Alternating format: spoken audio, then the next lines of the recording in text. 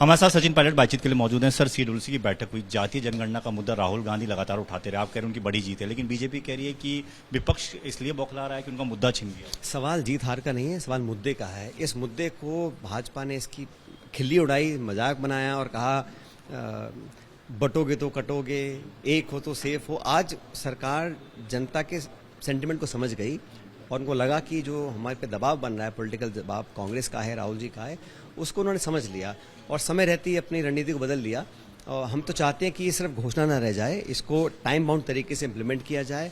और सिर्फ व्यक्ति की जाति का ही पूछने का सवाल नहीं है, वो व्यक्ति, वो परिवार किस हालात में रह रहा है, क्या वो कमा रहा है, क्या वो खा रहा है, कितना उसको शिक्षा मिली है, कितना लाभ जनता सरकार दे पाई है, ताकि जो हमारी प्रोग्राम्स बनते हैं, बजट एलोकेट होता है, वो एक साइंटिफिक तरीके से हो, एडॉक तरीके से ना हो।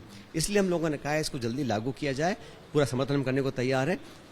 ये भाजपा का एक और जुमला ना रह जाए, इस पर हमको ध्यान देना पड़ेगा। आखिरी सवाल सर, पहलगाम को लेकर भी चर्चा हुई है उसमें, लेकिन आप लोग लगातार कह रहे हैं साथ दे रहे हैं, सपोर्ट कर रहे हैं, लेकिन दूसरी तरफ कह रहे हैं कि क्या हुआ उस 56 इंच की छाती का जो बगैर जिक्र किया। कहा हमने पूरा समर्थन ना सिर्फ हमारी पार्टी ने, समूचे विपक्ष ने, पूरे देश ने दिया है। आतंकवाद के खिलाफ हमको प्रभावी कार्रवाई करनी चाहिए, पाकिस्तान को मुंहतोड़ जवाब देना चाहिए, ताकि इस प्रकार की घटना दोबारा ना हो।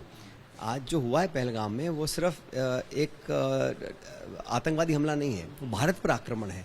उसका मुंहतोड़ जवाब सरकार को देना चाहिए। तक एक्शन से संतुष्ट नहीं है सर आप? सरकार को जो भी अब तक निर्णय लिए हैं, मुझे लगता है कि जनता चाहती है कि उसमें प्रभावी कार्रवाई में संकोच ना करें, किसी प्रकार की हिचकिचाहट ना हो, क्योंकि पूरा देश उनके साथ खड़ा हुआ है। सचिन पायलट बातचीत के लिए मौजूद थे, उन्होंने सीधे तौर पर कहा कि प्रभावी कदम जो है वो सरकार को उठाने होंगे और पूरी तरह से सपोर्ट करने के लिए पूरा विपक्ष तैयार है। कैमरामैन मनीष निहाल के साथ दीपक सिंह रावत, एबीपी न्यूज, दिल्ली।